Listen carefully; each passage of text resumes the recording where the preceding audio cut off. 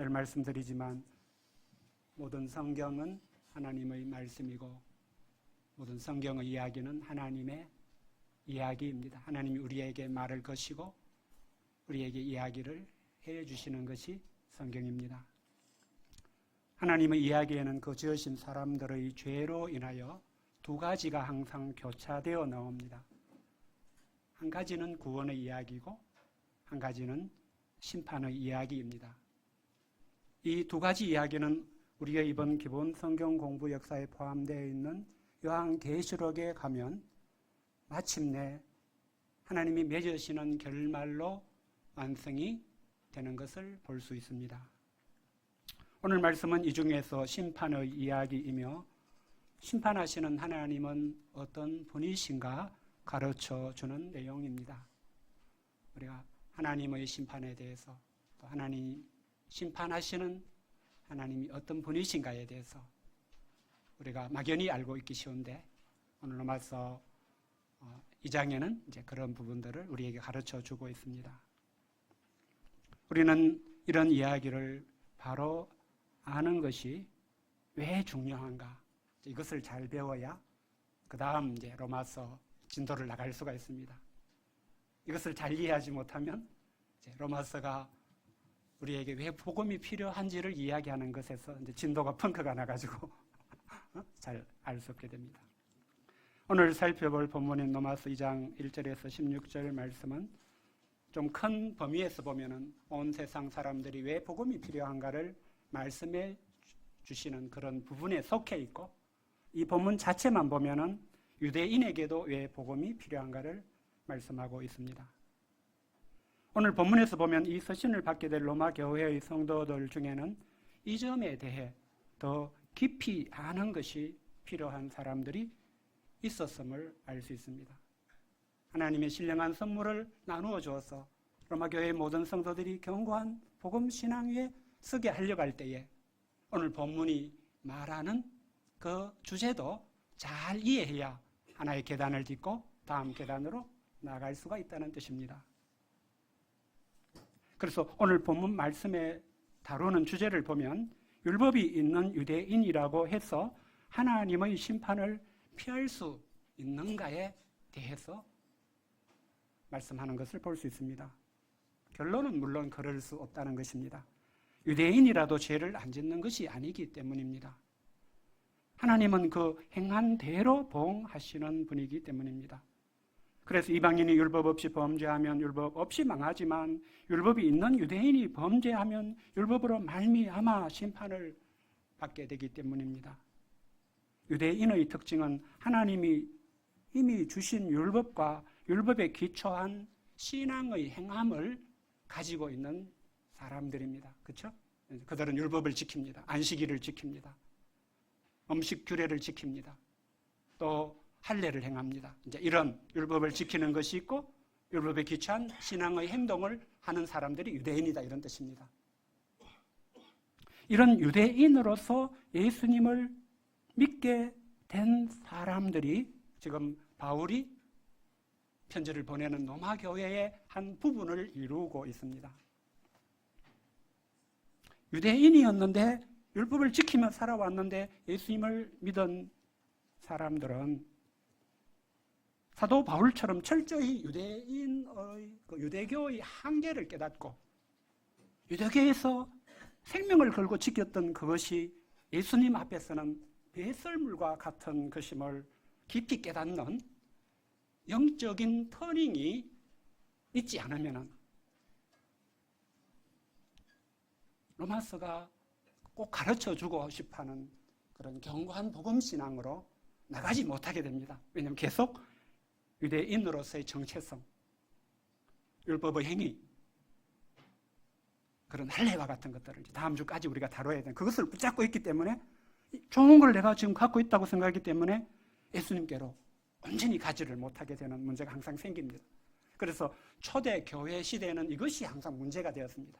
로마서에서도 이 부분을 다루고 있고 갈라디아서는 전체가 다 이런 유대인으로서 예수님을 믿는 사람들이 가진 신앙의 문제를 돕기 위해서 쓰여졌던 것을 볼 수가 있고 히브리서 자체는 아예 유대인으로서 예수님을 믿던 사람들이 그 시대에서는 예수님을 믿는 것이 인정을 받지 못하고 박해를 받았기 때문에 이럴 바에야 뭐 하려고 예수님을 더 믿느냐, 예수님 버리고 차라리 우리는 로마 제국 인정해주는 유대교 신앙을 가지고 사는 것이 낫겠다 하고, 그런 이제 회의에 빠져가지고 유대교로 돌아가려는 사람들한테 히브리서 저자가 붙들고 늘어지는, 유대교로 돌아가면 안 돼요. 그건 짐승의 제사로 돌아가는 건 안 돼요. 예수님만 믿어야 해요. 하고 이제 그걸 돕는 내용이 히브리서 전체입니다. 우리가 이제 이런 좀 초대교회 시대의 영적인 상황을 이해하고 로마서를 공부해 나가는 것이 필요합니다.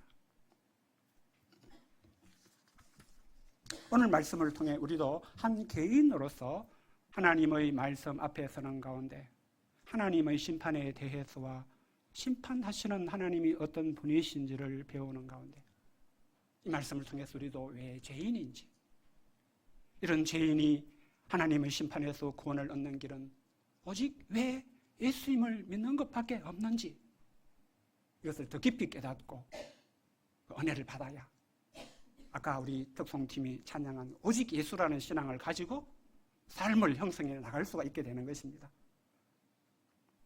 사도 바울은 오늘 본문에서 1절에서 보듯이 남을 판단하는 사람인 한 사람을 콕 찍어서 말씀을 시작합니다. 이 서신을 받는 로마 성도 중에 이런 한 사람도 있기 때문일 것입니다. 그래서 1장 후반부에서 3인칭 복수형의 사람들, 곧 하나님이 내버려 두시는 그들에 대해 말했던 사도 바울이 여기서는 남을 판단하는 어떤 한 사람, 2인칭 단수형 너희에게 말을 하기 시작합니다.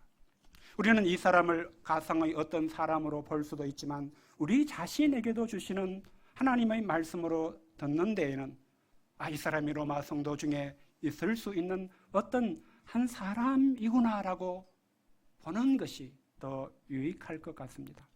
로마서가 전제로 하는 것이 로마에 있는 성도로 부르심을 받은 사람들에게 주시는 하나님의 말씀이라는 것이기 때문입니다. 그래서 로마서의 어떤 한 부분도 로마 교회에 있지 않은 사람들, 밖에서 로마서를 읽을 기회도 없고 생각할 기회도 없는 사람들에게 하는 말은 없습니다. 로마 교회 안에 교회를 이루고 있는 한 사람 한 사람 성도들을 생각하면서 한 말씀 한 말씀을 주는 것이 로마서입니다. 그래서 남을 판단하는 이 사람은 바울이 이미 어떤 교제 속의 소문을 들어서 알고 있었을 한 사람일 가능성이 큽니다. 여기서 판단이란 하나님이 죄인들을 심판하신다고 할 때와 같은 말입니다. 하나님이 심판하듯이 다른 사람을 비판하고 정죄하는 것을 말합니다. 본문에 나오는 그 사람이 남을 판단하는 것은 1장에 나오는 하나님 없이 사람들을 판단하는 것을 뜻합니다. 사도 바울이 그들의 죄에 대해서 말할 때 그는 그것에 동조한다는 뜻입니다. 맞는 말씀이야. 다른 신을 자기에게 두는 그들은 하나님의 진노를 당하는 것이 맞지.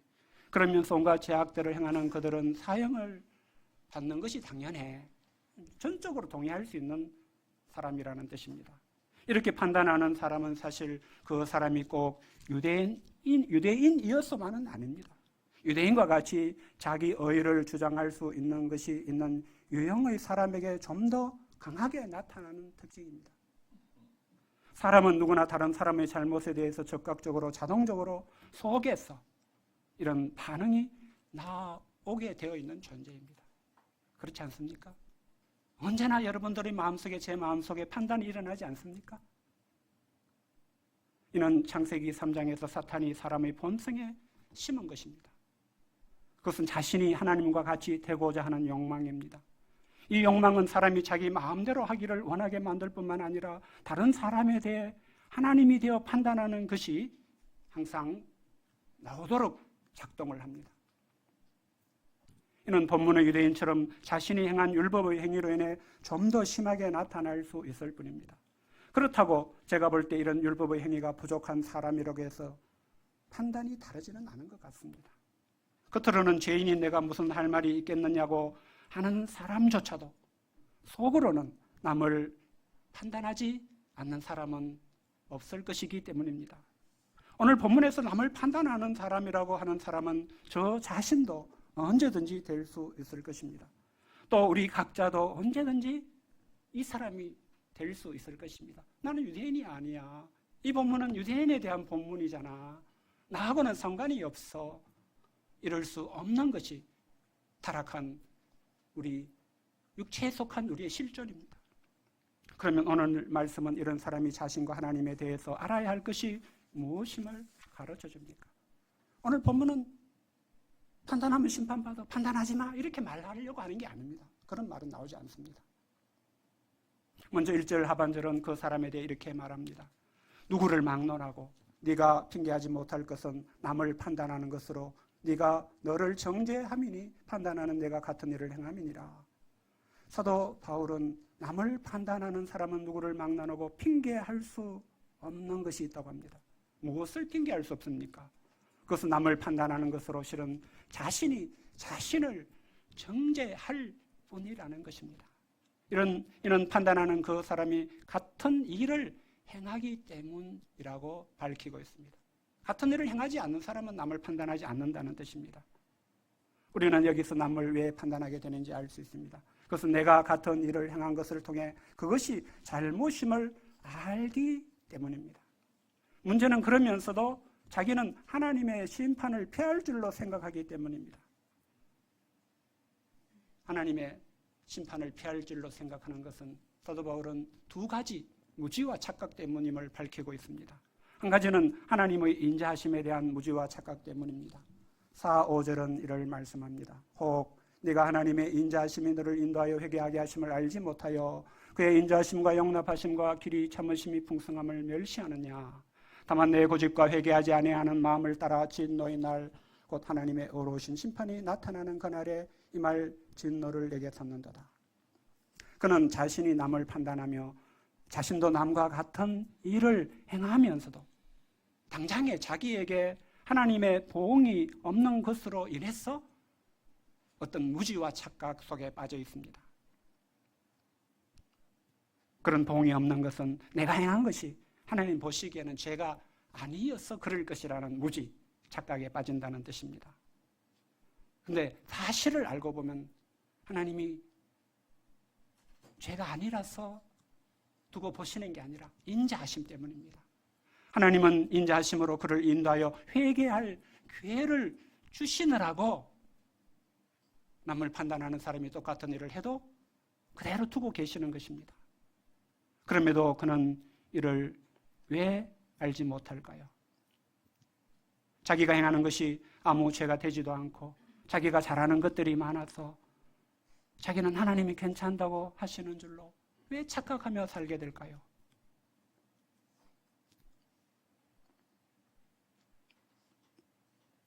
또 이런 착각으로 인해 자신이 하나님의 인자하심과 용납하심과 길이 참으심의 풍성함을 오늘도 멸시하고 내일도 멸시하고 하나님 나 잘하고 있죠. 나는 괜찮죠. 하나님의 마음을 날마다 아프게 하면서도 그것을 알지 못하고 사는 사람들이 있습니다.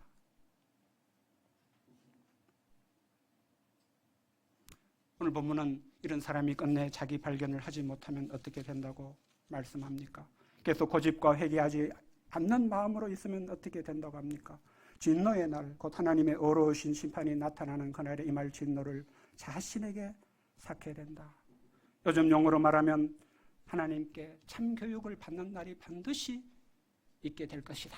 이렇게 경고하고 있습니다. 또 한 가지 그가 하나님의 심판에 대해 무지한 것이 있습니다. 하나님의 심판은 2절 말씀대로 진리대로 되는 것입니다.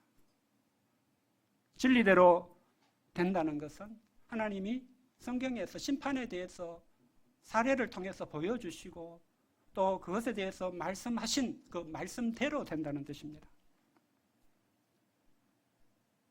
하나님이 이 심판을 진리대로 하시는 것은 각 사람에게 그 행한 대로 보응하신다는 그런 기본 원칙이 있습니다. 사람은 자신이 행한 일로 인해 하나님께 그에 맞는 보응을 반드시 받게 될 뿐입니다. 이때 하나님은 외모로 사람을 취하지도 않으십니다.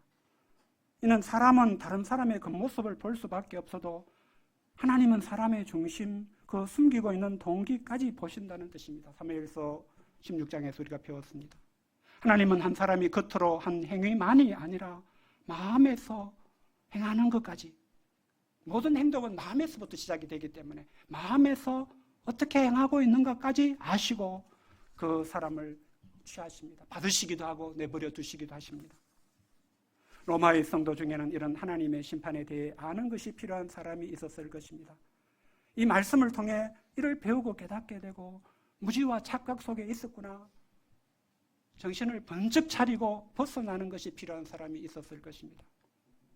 그래서 한 사람이 기독교 신앙의 여정에서 하나님의 심판에 대한 무지와 착각에서 벗어나는 것, 심판의 하나님을 자기 하나님으로 만나고 알고 섬기게 되는 것은 신앙 성장에서 매우 중요한 단계입니다. 매우 유익합니다. 그때부터 비로소 하나님께 대한 경외심을 가질 수 있게 됩니다.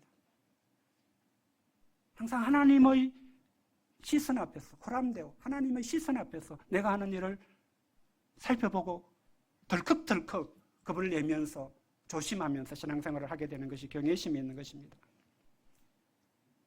우리도 하나님의 심판이 진리대로 되는 것을 아는 것이 복음신앙에서 굉장히 중요한 기초가 됩니다.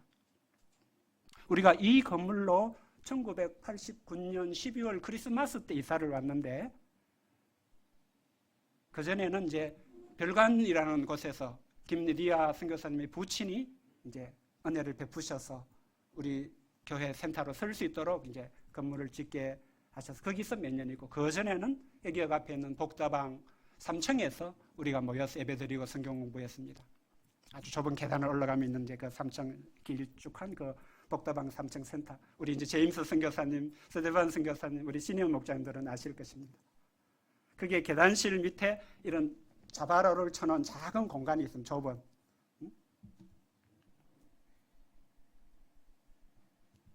제가 말씀을 준비하다가 그때가 생각이 났습니다. 한 번은 센터에 아무도 없을 때 제가 혼자 거기에 들어가서 기도를 하게 되었습니다. 그때 무엇 때문인지 기억이 나지는 않지만 하나님의 심판에 대해서 생각하게 되었던 것 같습니다.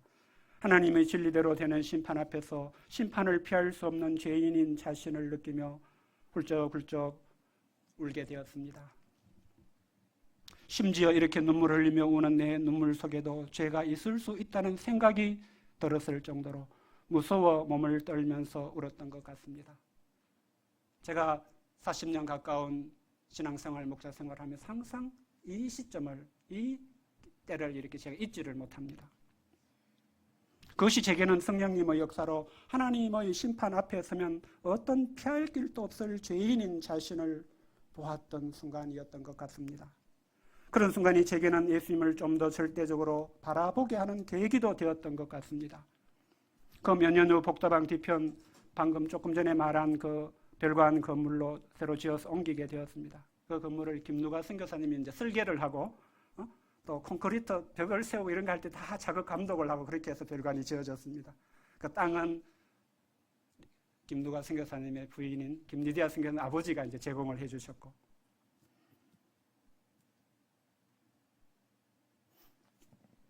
저는 그때 복학생이었는데 오늘 예배에 오신 이제임스 선교사, 핀란드의 김루카스 선교사, 또 신마가 선교사님 등과 더불어 센터에서 있는, 센터에 이제 돌아가려면 허드렛 일이 많잖아요. 그때는 항상 겨울에는 이렇게 연탄을 갈아야만 이제 난방 유지가 되는, 불을 껐더니 큰일 납니다. 하여튼 뭐 청소, 예배 준비, 이런 허드렛 일을 이제 늘 함께 감당했고, 저는 그것이 비천하거나 싫지가 않았던 것 같습니다. 마음속에 항상 주 예수보다 더 귀한 것은 없네라는 찬송이 흘러나와서 흥얼거리면서 걸레도 빨고 청소도 하고 그랬던 것 같습니다. 그때 우리 제임스 선교사님 항상 이제 그 별관 그 작은 인턴방에 좁은 이런 화판으로 만든 책상에 무릎을 다 꿇고 몇 시간씩 기도하셨던 그런 시절이었습니다. 기도의 종이었습니다.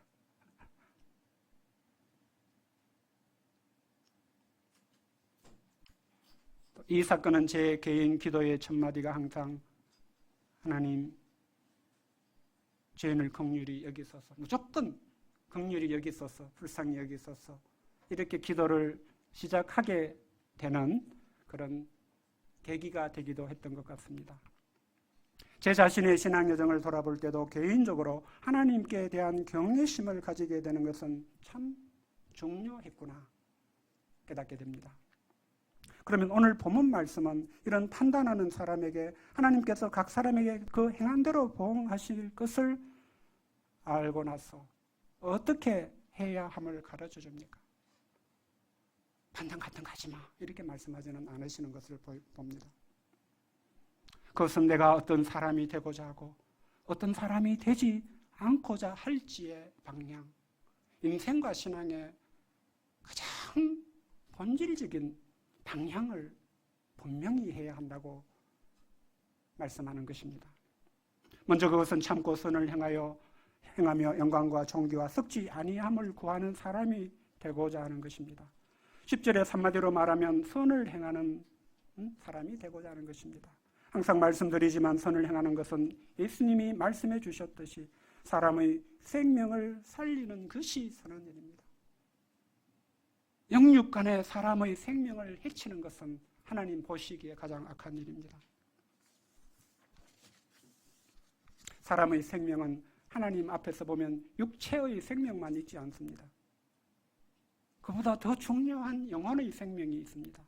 영혼의 생명은 하나님 앞에 영원히 살아있게 하는 생명입니다. 영혼의 생명이 죽어있다는 것은 우리가 지난주 말씀에서 본 대로 하나님께서 내버려 두시는 상태에 있는 것입니다. 하나님은 생명을 지으신 아버지로서 자기 자녀의 영혼을 살리기를 원하십니다. 그래서 하나님은 그 일을 복음을 전하는 것을 통해서 이루고자 작정하셨고, 그래서 복음을 먼저 믿는 사람들, 복음을 먼저 받은 사람들에게 복음을 맡겨서 이 복음을 좀 전해주어라 이렇게 하심으로써 그 일을 하십니다.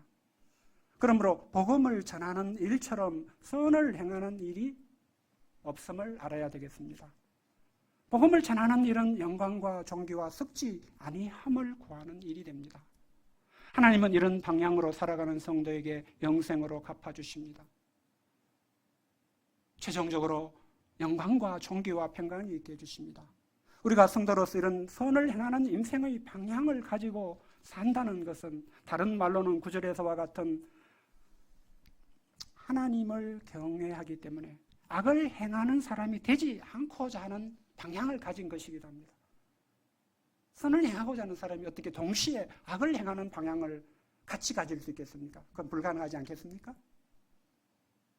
오늘 본문 8절은 무엇이 악을 행하는 것인지 한 가지를 콕 집어서 가르쳐주고 있습니다. 그것을 두고 오직 당을 지어 진리를 따르지 아니하고 불의를 따르는 것 한 가지를 말씀하고 있습니다. 우리는 로마서 말씀이 로마 교회 성도들에게 주시는 하나님의 말씀이라는 것을 항상 기억하며 보아야 된다고 했습니다. 하나님이 보시기에 교회의 성도로서 악을 행하는 것은 첫 번째, 다른 무엇보다도 첫 번째는 이런 것이다. 그리고 그것은 뜻밖에도 오직 당을 짓는 것이라고 말씀하십니다. 당을 짓는다는 단어를 찾아보니 헬라어로 에리테이아인데 원어 사전에는 야망, 이기, 경쟁, 고집, 추종자를 얻으려고 노력함 이런 뜻이 있는 단어라고 설명하고 있습니다. 그래서 우리말 성경은 이 단어를 당을 짓는다라고 번역하였습니다. 교회는 우리가 마태복음에서 배운 대로 예수님의 교회입니다. 교회 곧 성도로 부르심을 입은 사람들의 공동체는 오직 교회의 머리이신 예수님을 따라야 됩니다. 하나님은 교회 공동체가 하나님의 진리의 말씀에 기초해 오직 하나님이 기뻐하시는 자 예수님을 따르게 하십니다. 그런데 어떤 사람이 오직 당을 짓는다면 그것은 자기를 따르는 추종자를 얻는 것이 되고 그것은 하나님의 교회를 허무는 일이 됩니다. 모든 교회가 분열되고 파탄에 일어나는 것은 당을 짓는 일 때문에 생기는 일입니다. 당을 짓는 것은 결국은 예수님이 아니라 타락한 죄인인 한 사람을 따르게 하는 것이고 불의를 따르는 것입니다. 우리는 하나님을 경외함으로 하나님 앞에서 악을 행하지 않기를 결심하되 교회를 세우기 위해 특히 당을 짓는 일은 결코 하지 않고자 하는 방향이 분명해야 됩니다. 우리가 신앙생활하는 것은 사람인 누구 때문이 아니라 하나님께 대한 믿음을 가지고 자기 믿음의 분수대로 하나님을 기쁘시게 숨기는 것이 되어야 합니다. 그럼에도 오직 당을 짓는 사람, 악을 행하는 사람에게는 하나님께서 어떻게 일하십니까? 하나님은 그에게 진노와 분노로 일하십니다. 그런 각 사람의 영에는 환난과 공고가 있게 하십니다. 이는 로마 교회로 말한다면 유대인 신자에게나 이방인 신자에게나 하나님이 똑같이 처분하시는 일입니다. 우리는 다 하나님이 주실 영생을 원합니다. 우리는 다 하나님이 주실 영광과 존귀와 평강이 필요합니다. 우리는 아무도 하나님이 내리시는 진노와 분노를 받기 원하지 않을 것입니다. 우리는 아무도 하나님이 각 사람에게 있게 하시는 환난과 공고를 원하지 않을 것입니다. 이를 위해서는 우리 인생과 신앙의 방향을 체크해야 됩니다. 하나님의 말씀에서 찾고 방향을 견고히 세워야 합니다. 오늘 말씀대로 심판의 하나님을 경외하여 참고 선을 행하는 것, 영광과 존귀와 썩지 아니함을 구하는 것이 우리의 방향 되어야 합니다. 교회를 이루는 성도로서 오직 당을 짓지 않는 것이어야 합니다. 그것은 악을 행하는 것입니다. 불의를 따르는 것입니다. 언제든지 돌이켜야 되는 것입니다. 우리가 이번에 로마서 말씀 역사를 통해 우리 인생의 방향을 오직 선을 행하는 방향으로 견고히 세울 수 있기를 간절히 기도합니다. 오늘 마지막으로 살펴볼 것은 하나님의 심판이 진리대로 된다면 유대인에게 율법이 있다는 것의 의미는 무엇인가 하는 것입니다. 율법이 없는 이방인에 비해 유대인이 나은 것은 없는 것일까요? 이는 심판 앞에서는 그렇습니다. 심판 앞에서는 율법이 있다는 것이 나을 것이 전혀 없습니다. 그래서 12절이 가르쳐 주듯이 무릇 율법 없이 범죄하는 자는 또한 율법 없이 망하고 무릇 율법이 있고 범죄한 자는 율법으로 말미암아 심판을 받게 됩니다. 이는 하나님 앞에서는 율법을 듣는 자가 의인이 아니고 오직 율법을 행하는 자라야 어렵다 하심을 얻을 수 있기 때문입니다. 이 부분은 우리가 다음 주에 좀 더 자세히 풀어서 살펴보게 될 것입니다. 그렇다면 율법 없는 이방인은 어떻게 됩니까? 율법이 없으면 지키지 못하는 것도 없게 되는 것입니까? 그렇지는 않습니다. 율법이 없는 이방인은 본성으로 율법의 일을 행하기 때문입니다. 율법이 없는 이방인들도 본성으로 옳고 그런 일을 압니다.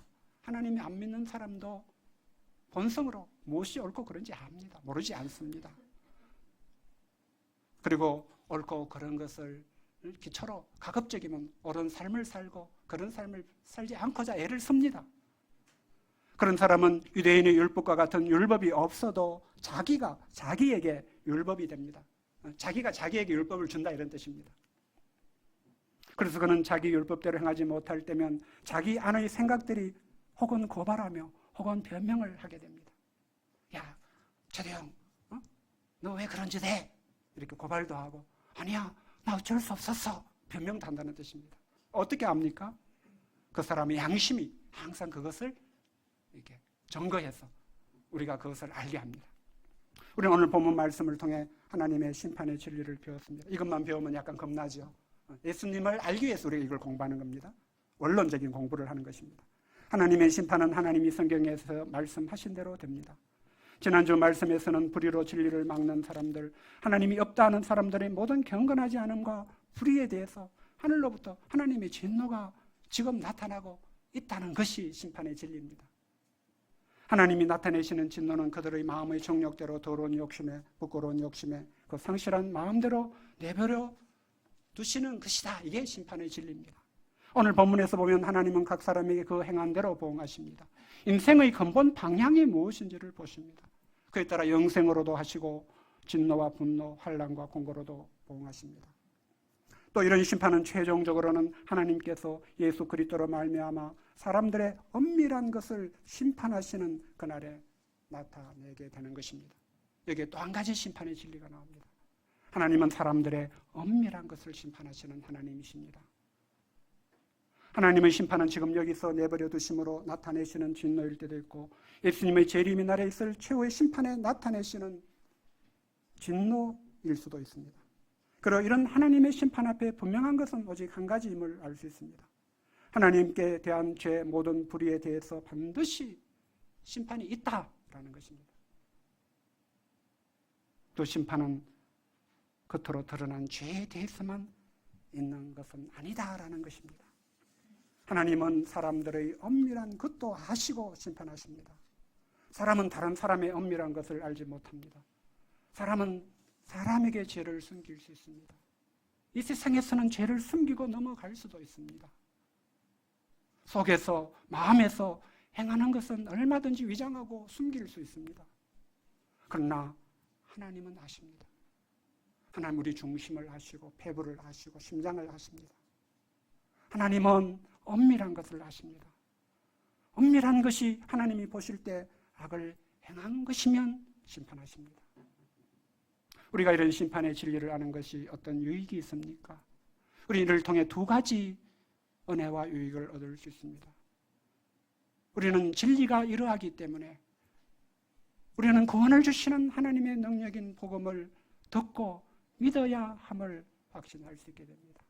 그래서 앞에서 우리가 1장 시작하면서 먼저 하나님, 복음은 구원을 주신 하나님 능력이 된다. 이 점을 분명히 한 것입니다. 또 하나는 사람들의 온갖 죄악이 넘치는 세상을 살아갈 때에 믿음을 잃지 않고 살아갈 수가 있습니다. 어떤 사람들은 엄밀한 죄를 숨기고 온갖 이익을 취하면서 살아가는데 나는 어렵고 경건하게 살아보고자 믿음으로 살아보고자 했었는데 지지리도 고생만 하고 이리 치이고 저리 부딪히고 깨지고 쫓겨나고 그럴 때 우리는 믿음을 잃게 되기가 쉽습니다. 내가 이렇게 혼자 이렇게 사는 게 의미가 있을까라는 회의와 불신이 생길 수 있습니다. 그러나 우리가 심판하시는 하나님을 바라보기 시작할 때에 우리는 다시 믿음을 얻을 수 있습니다. 왜냐하면 심판하시는 하나님은 반드시 악에 대해서 심판하실 것이기 때문에 나는 이 하나님 앞에서 악을 행할 수는 없다는 결론에 이를 수밖에 없기 때문에 심판하시는 하나님을 아는 것은 유익이 있습니다. 우리로 하여금 악에서 지켜줍니다.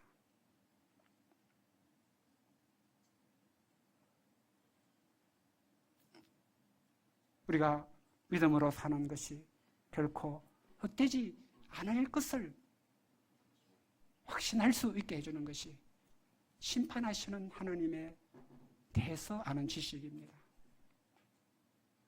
그럼 우리는 오늘 말씀을 통해 하나님의 심판과 사람들의 엄밀한 것을 아시고 심판하실 하나님께 대해서 어떤 중심을 가져야 되겠습니까? 경외하는 믿음을 가질 수 있기를 바랍니다.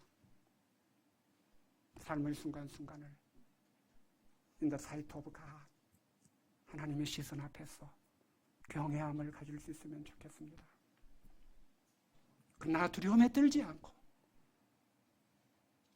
복음의 진리를 더 깊이 알고자 오직 예수라는 그 은혜의 복음 위에 더 깊이 서고자 참된 경건으로 나아가면 좋겠습니다. 로마서는 이런 사람을 위해 복음의 진리를 체계적으로 충분히 다 가르쳐주는 은혜의 말씀입니다. 로마서를 대학의 과목에 비유하면 일반 교양 과목보다는 좀 더 수준이 높은 전공 과목과도 같습니다.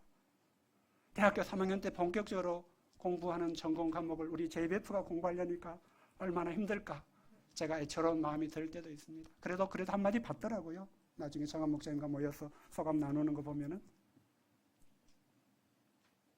근데 제가 자주 로마서가 전체적으로 어떤 말씀인가를 자꾸 이해를 시키고자 하는 것은 좀 어렵지만 그래도 포기하면 안 된다. 이 말씀은 어렵도다. 누가 들을 수 있느냐? 이렇게 하고 밀어버리면 우리는 하나님의 선물을 많이 받아가지고 견고한 복음 신앙에 서게 되는 것이 어려워질 수 있기 때문에 우리가 끝까지 한번 같이 로마서 공부를 잘 감당해서 복음의 그런 종합적이고 전체적인 깊이를 잘 경험하면서 은혜의 신앙 위에 설 수 있게 되면 좋겠습니다. 오늘 말씀을 통해서 유대인 성도의 예수와 같이 혹시라도 예수님보다 더 의지하는 것이 있었어, 나는 잘하는 줄로 여기는 것이 있었다면 그건 아니구나 깨닫고 좀 더 하나님 은혜를 주시면 그런 것들을 배설물처럼 내려놓을 수 있게 되고 오직 예수 예수님을 얻는 것으로 내가 족하게 여기고 기뻐하고 감사하면서 예수님을 믿고 따라가는 그런 복음신앙을 우리가 계속 잘 형성해 나갈 수 있기를 기도합니다. 하나님께서 우리에게 이런 은혜를 주시기를 바랍니다. 요절 말씀 읽고 기도하고 마치겠습니다. 2장 16절입니다. 시작. 곧 나의 복음에 이런 바와 같이 하나님이 예수 그리스도로 말미암아 사람들의 은밀한 것을 심판하시는 그날이라.